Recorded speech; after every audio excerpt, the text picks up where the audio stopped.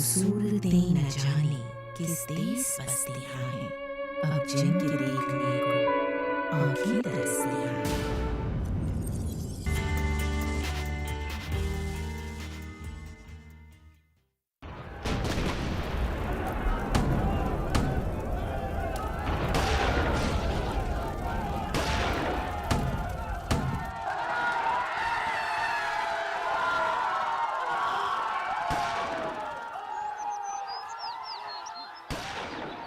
गजब करते हैं।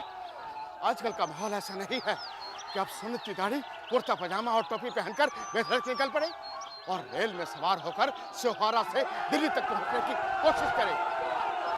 फिरका परस्त सब इंसानियत भूल बैठे हैं। अगर रेल में मैं ना होता तो मेरी मानिए, कुछ अरसे के लिए आप कहीं पनाह गुज़ी होकर बैठ जाइए। जिस वतन की आजादी के लिए मैंने जद्दोजहद की, जेल गया, कुर्बानियां दी, आज उसी वतन में मैं छुप के जी, ये मुझसे नहीं हो सकेगा। जो जिंदगी मैं भाग कर बचा लूंगा, वो किस कीमत की होगी भला? आप खुद सोचिए, ये वक्त भागने का है या जान देने का? आप सोचिए।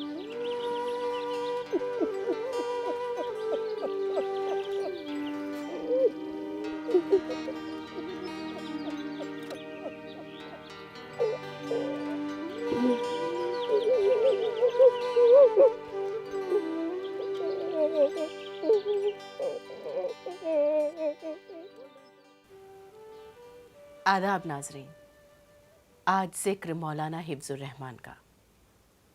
आपकी शख्सियत दीनो दुनिया और अक्ल यानी जामे शरीयत और संदाने इश्क का खुशगवार इम्तिजाज थी। आपने उलमाए देवबंद की पुरवकार मुजाहिदाना रिवायात के साथ गांधी जी और जवाहरलाल नेहरू के दोष बदोश चलकर आज़ादी की लड़ाई में हिस्सा लेने के लिए दो सतह पर काम किया। जमीयत उलमाए हिंद के प्लेटफॉर्म से बतौर मुसलमान मुस्लिम लीग और उसके दो कौमी नज़रिए की मुखालिफत की। आप कहते थे, हिंदुस्तान की आज़ादी की ये जंग कामयाब होकर रहेगी। देर या सवेर अंग्रेजों को यहाँ से जाना ही पड़ेगा। अगर आज़ादी की जंग में और उसके कुर्बानियों में हम मुसलमानों का हिस्सा ना हुआ तो आज़ादी के सम्राट में भी हमारा हिस्सा ना होगा और हम रियायतों की भीख मांगेंगे। अगर हम जद्दोजहद आज़ादी में हिस्सा लेते हैं तो कल जब मुल्क आज़ाद होगा तो हम भी उसके सम्राट के हिस्सेदार होंगे। आप जमीयत के प्लेटफॉर्म से कांग्रेस के साथ जुड़े और बतौर हिंदुस्तानी अंग्रेजों की मुखालिफत की। ब्रिटिश इक़्तिदार को घमंड है कि उसकी हद्द सल्तनत में सूरज गुरूब नहीं होता, लेकिन मैं बता देना चाहता हूं कि वो इस घमंड में ना रहे। ये सूरज सूरज नहीं बल्कि दस्ते कुदरत की वो टॉर्च है जो रात और दिन ब्रिटिश इस्तबदाद और आमेरियत का ताक़ुब कर रही है कि कहां आज ये निहत्ते इंसानों पर सितम ढा रहे हैं और कहां आज अपनी गुलामी का बवाल गरीबों के सर पर थोप रहे हैं। अंग्रेज़ मुखालिफ तहरीकों में पेश रहने की वजह से 1920 से 1947 के अरसे में आप 6 बार जेल गए और उम्र के लगभग 8 साल जेल में गुजारे।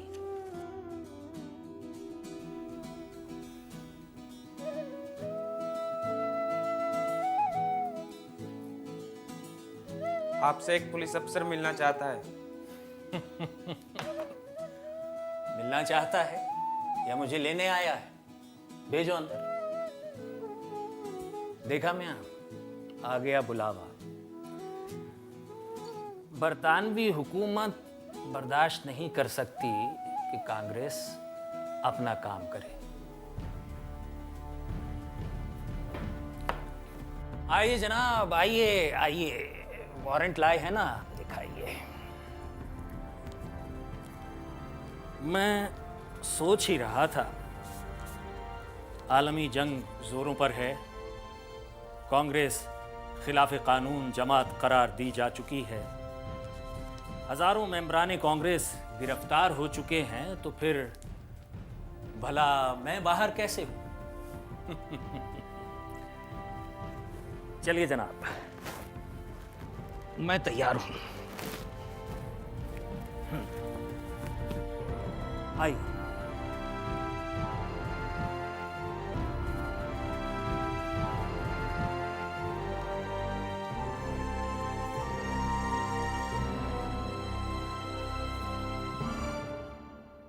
आपका असल नाम मुइज़ुद्दीन था, लेकिन आप अपने तारीख़ी नाम हिफ्ज़ुर रहमान से मशहूर हुए। आप 1901 में ज़िला बिजनौर यूपी के तारीख़ी कस्बे स्योहारा में एक ज़मींदार खानवादे में पैदा हुए थे। स्योहारा के मदरसे फ़ैज़ आम से दरस निज़ामी मुकम्मल किया और फिर मज़ीद दीनी तालीम के लिए दारुल उलूम देवबंद में दाखिला लिया। बहरुल उलूम हज़रत मौलाना अनवर शाह साहब कश्मीरी से आपने इल्म हदीस का दर्स हासिल किया। हमारे आका हज़रत मोहम्मद सल्लल्लाहु अलैहि वसल्लम कुफ़ार के ज़ोर व सितम से परेशान थे। आपको बशारत हुई कि आप मक्के से मदीने हिजरत फरमाएं। आपने हुक्म इलाही की तायीद की और हिजरत के वक्त वतन अजीज को खिताब करके फरमाया कि खुदा की कसम, खुदा की तमाम जमीन में तू ही मुझे सबसे प्यारा है। अगर मेरी कौम तेरे अंदर से मुझे ना निकालती तो मैं कभी भी तुझसे अलग नहीं होता। इसका मतलब वतन से मोहब्बत और वफादारी सुन्नत नबवी की पैरवी है। बिल्कुल। एक सच्चा मुसलमान जज्बा हुब्बे वतनी से खाली नहीं हो सकता। इसी वजह से 1866 में दारुल उलूम वजूद में आया। मौलाना कासिम ने 1857 की तबाही देखी और उसे देखकर तहरीक आज़ादी का इसे मरकज़ बनाया। दारुल उलूम के गर्मा गर्म माहौल ने तहरीक आज़ादी की चिंगारी को आपके दिल में सुलगा दिया था। तालीम से फारिग होने के बाद आप मुआविन मुदर्रिस की हैसियत से दारुल उलूम के उस्ताद मुकर्रर हुए थे। यहाँ से आप डाभेल गए। महात्मा गांधी की क़यादत में तहरीक सिविल नाफरमानी शुरू हुई। आप डाभेल की जामिया में अरबी पढ़ा रहे थे कि आपको पता चला कि गांधी जी नमक सत्याग्रह के सिलसिले में धृतराष्ट्र आए हुए हैं। तो आप मुफ्ती अतीकुर रहमान के हमराह डांडी मार्च में शमूलियत के लिए गांधी जी के पास पहुंचे। बापू, सूरह निसा में अल्लाह पाक फरमाता है कि सबके साथ नेकी करो, यहाँ तक कि राह चलने वाले के साथ भी। वो पसंद नहीं फरमाता जो लोग दूसरों के साथ बुरा बर्ताव करते हैं या फिर घमंड करते हैं। और इस अंग्रेज कौम में तो बापू सिवाय तकब्बुर के कुछ है ही नहीं। और फिर जब ऐसे लोगों को अल्लाह पसंद नहीं फरमाता तो फिर हम कौन होते हैं भला? इस तरह से ये कौम हमारे मुल्क का इस्तेसाल कर रही है, ये किसी से छुपा नहीं। अब नमक तक पर महसूल लगा दिया। जब हमें मालूम हुआ कि आप इसके खिलाफ एहतजाज के सिलसिले में धृतराष्ट्र तशरीफ ला रहे हैं, तो हम दोनों डांडी मार्च में शमूलियत के लिए यहाँ पहुँच गए। सच तो ये है कि आपको इस तहरीक की मदद के लिए परमात्मा ने भेजा है। हाल ही में मैंने अखबार में पढ़ा है कि आपके मोहतरम उस्ताद ने एक जलसे में मोहम्मद साहब की एक हदीस का जिक्र करते हुए कहा था कि ज़िंदगी की 3 बुनियादी चीज़ें हैं, पानी, घास और नमक पर टैक्स लगाना नाजायज़। जी जी, इस हदीस का जिक्र उन्होंने लाहौर में मुनक़िद अंजुमन खुद्दाम के एक जलसे में किया है। मुझे इस हदीस का अंग्रेज़ी में तर्जुमा चाहिए। मैं इस हदीस को नमक सत्याग्रह के साथ जोड़कर उसे ज़्यादा मजबूत बनाना चाहता हूँ। इंशाअल्लाह आपको ये तर्जुमा जल्द से जल्द मिल जाएगा बापू। मैं इंतज़ार में रहूँगा। मुझे लग रहा है जैसे नमक सत्याग्रह के लिए मोहम्मद साहब की तायीद हासिल हो गई हो। बापू, हम फौरन हाजिर होते हैं। ठीक, आइए।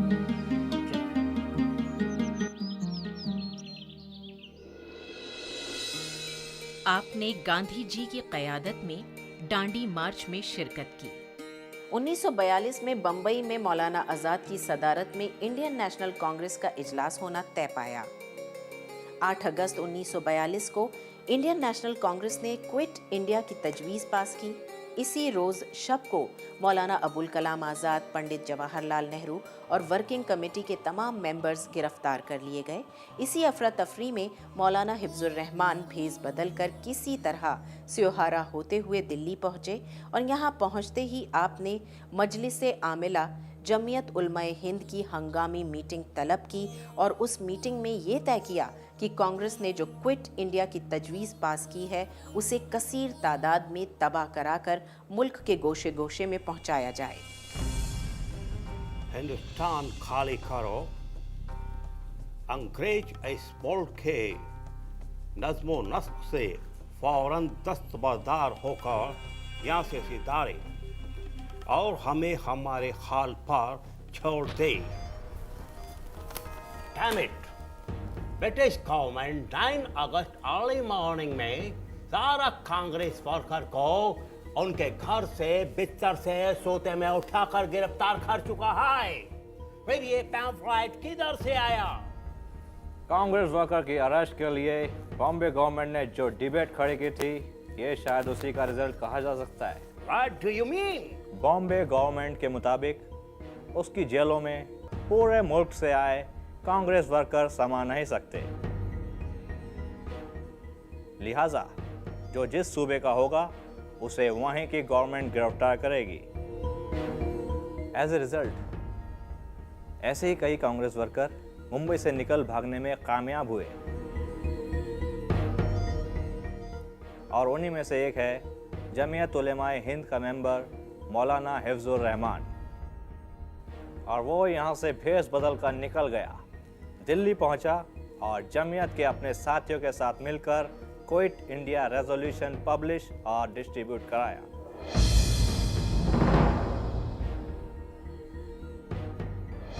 इस तरह तमाम कांग्रेस मेंबर्स के नज़रबंद होने के बावजूद हिंदुस्तान छोड़ो का पैगाम हर खासो आम तक पहुंचा। इस ज़माने में हुकूमत ने सियासी कैदियों के लिए पैरोल की सूरत मंजूर की थी, यानी ज़रूरत पड़े तो सियासी कैदियों को कुछ मुद्दत के लिए आर्जी रिहाई मिल सकती थी। जेल में आप बीमार थे और घर में आपकी बड़ी साहबजादी खालिदा तपेदिक से लड़ रही थी। आप चाहते तो इस बीमारी की बिना पर बाआसानी पैरोल मिल सकती थी, लेकिन आपके मजबूत इस्तक़लाल ने आपको इसकी इजाज़त नहीं दी।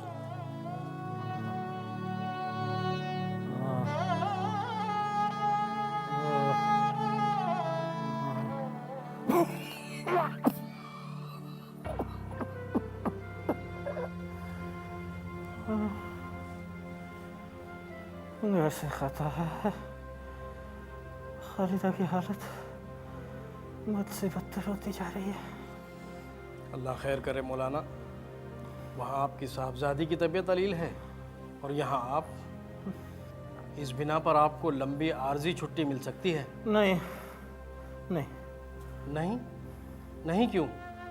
इतना सख्त आपके सर में दर्द उठता है कि यहाँ घंटों तड़पते रहते हैं। सब लोग आपको देखकर घबरा जाते हैं। मौलाना फिर आपको अपनी साहबजादी की भी फिक्र लगी रहती है। मेरे दर्द सर, मेरी बेटी की तपेदिक का कुछ भी अंजाम हो, लेकिन मैं हुकूमत से रियायत हरगिज़ न लूँगा, हरगिज़ न लूँगा।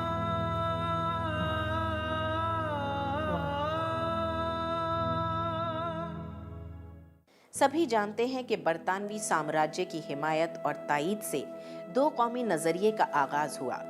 जंग आज़ादी अंग्रेज़ों से थी। इसके बरक्स दो कौमी नज़रिए का मुहाज वो था जहां खुद अपनों से मुकाबला था। आप इस सख्त मुकाबले में पेश पेश थे।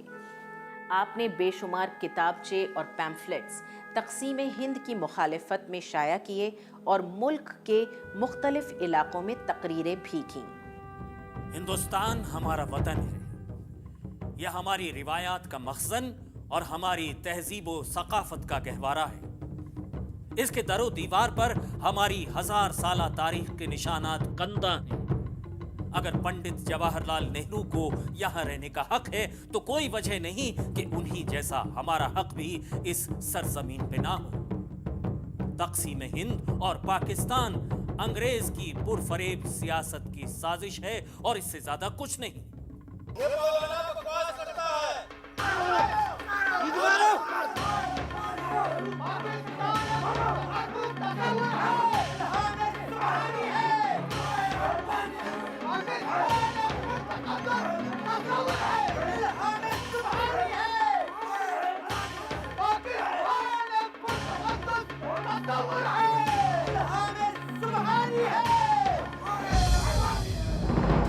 अंबेडकर की क़यादत में आज़ाद हिंदुस्तान का सेक्युलर आइन तैयार करने वाली कमेटी के आप मेंबर थे। एक मीटिंग में सेक्युलरिज्म पर अपने नज़रिए की वजाहत करते हुए फरमाया, मजहब की बुनियाद पर यहाँ का दस्तूर और कानून मुल्क के रहने वालों के माबैन कोई तफरीक नहीं करेगा। इस मुल्क में बसने वाली छोटी से छोटी यहाँ तक के 3 आदमियों की अक़लियत को भी वही हुकूक हासिल होंगे जो यहाँ के 90% अक्सरियत को हासिल होंगे। 15 अगस्त 1947 को मुल्क आज़ाद हुआ और 2 लख्त भी, यानी पाकिस्तान को बनना था और पाकिस्तान बना। आज़ाद हिंदुस्तान के झंडे लहराने लगे और आज़ादी के तरानों से फ़िज़ाएं गूंजने लगीं। इन्हीं दिनों मौलाना की साहबजादी खालिदा की तबीयत जो 3 साल से तपेदिक के मर्ज में मुब्तला थी, ज़्यादा ख़राब हो गई। 3 सितंबर 1947 को वो मफारकत अबदी का दाग देकर दुनिया से रुखसत हो गईं। मौलाना इस वक्त स्योहारा में थे। साहबजादी के इंतकाल के दूसरे रोज़ आपको खबर मिली कि दिल्ली फ़िरका वाराना फसाद की लपेट में आ गई है। आपने उसी रोज़ सामान बांधा और दिल्ली के लिए निकल पड़े।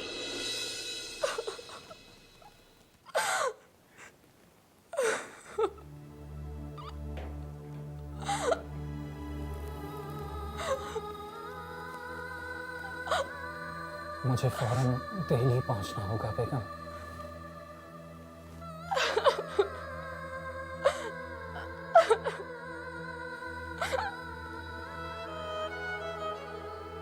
इन्ना लिल्लाहि व इन्ना इलैहि राजिऊन।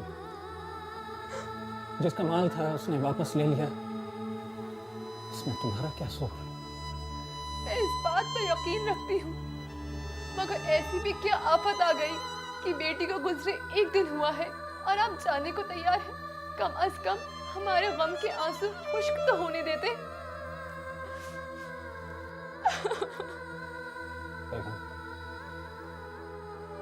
मशरिकी पंजाब का तूफानी बरको-बला दिल्ली पहुंच गया है। दिल्ली के मुस्लिम आबादी के इलाके आग के शोरों में लिपटे हैं। वहां खून की नदियां बह रही हैं। ऐसे में आप वहां जाएंगे? बेगम, मैंने अपने और अपने खुदा के दरमियान ये अहद किया है कि पाकिस्तान की मुखालफत व मुआफ़क़त के तमाम किस्से मेरे लिए ख़त्म हुए। अब हर मज़लूम, हर परेशान हाल, हर मुसीबत सदा की इमदाद करना मेरा फ़र्ज़ है। वो चाहे कोई भी हो और उसका साबिक किरदार कुछ भी रहा हो। इस वक्त मुल्क कौम को मेरी ज़रूरत है, और अगर खुदा को मेरे जरिए ज़रूरत पूरी करानी है तो वो मेरी जिंदगी की हिफाजत भी करेगा।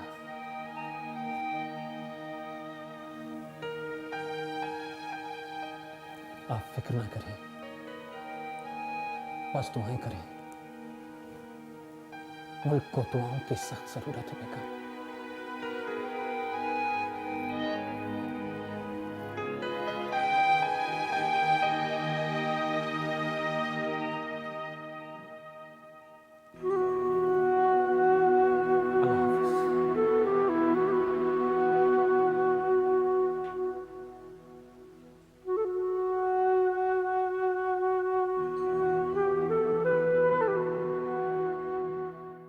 जान हथेली पर लिए मौलाना दिल्ली पहुंचे।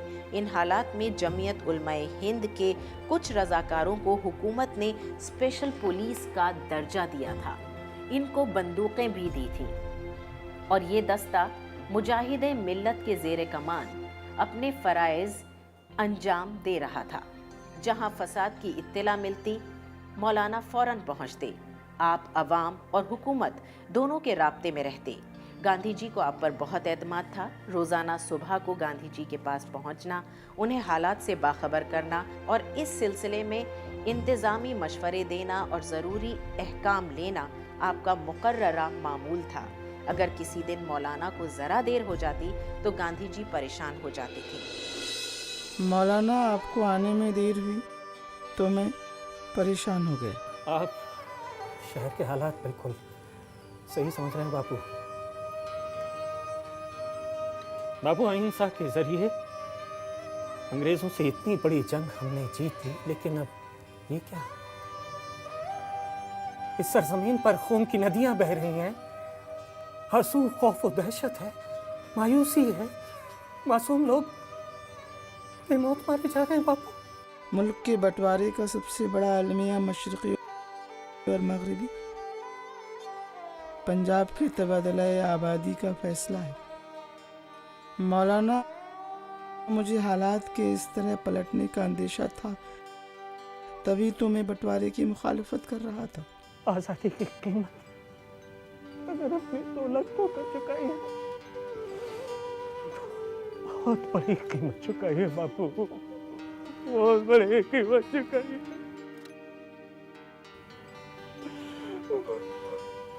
हालात से मैं मुतमईन नहीं हूँ मौलाना। लगता है मुझे मरण व्रत रखना पड़ेगा। आपका आखिरी हथियार। ठीक है बापू, मुझे इजाजत दें। ठीक है मौलाना, लेकिन मुझे हुकूमत दिल्ली और हुकूमत हिंद को शहर के हालात से पूरी तरह वाकिफ रखिएगा। बेहतर है बापू। अल्लाह अल्लाह करके हालात काबू में आए, लेकिन मौलाना की दौड़ धूप बदस्तूर जारी रही।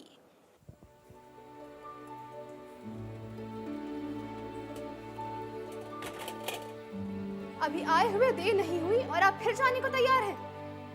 बेग साहब के बच्चे का स्कूल में दाखिला करवाना है।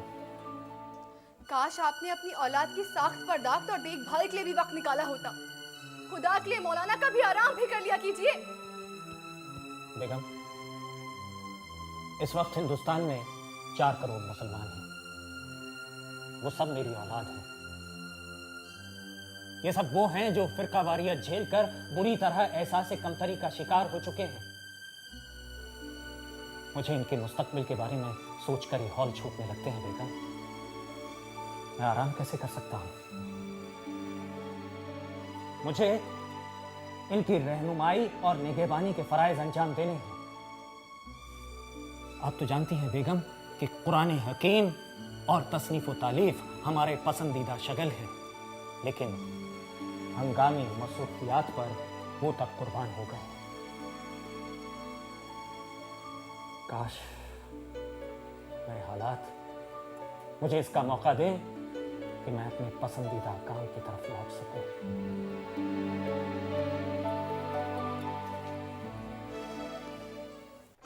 मौलाना हिफ्जुर रहमान बहुत से रसाइल और अखबार से मुंसलिक रहे।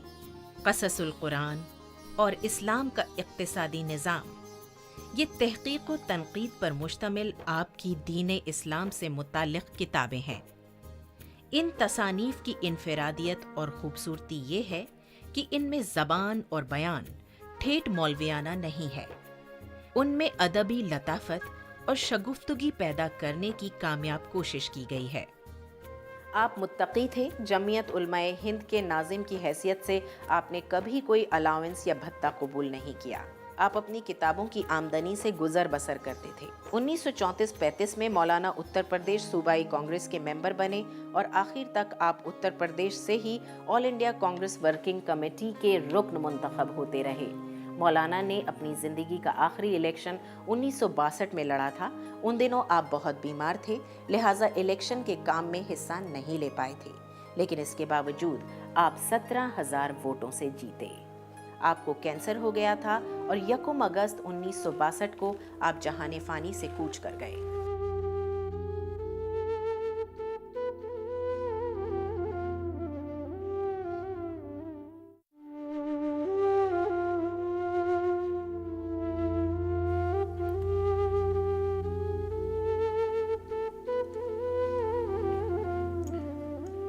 कहाँ गए वो लोग जिन्होंने अपनी जिंदगी के बेहतरीन साल तहरीके जंग आज़ादी को दिए, जिनके लिए न दिन दिन था न रात रात, जो पल में अमर हुए और पल में धुआं बन गए।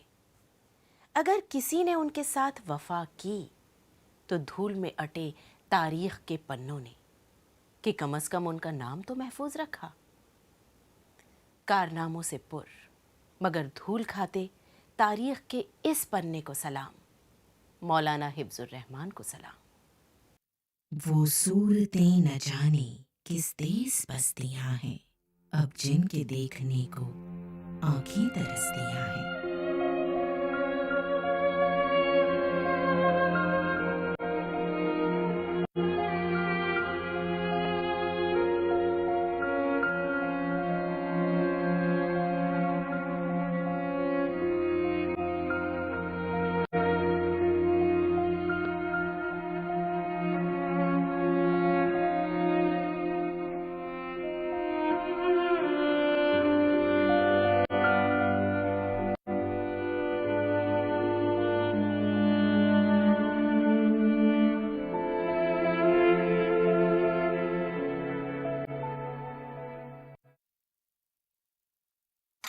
ये लो।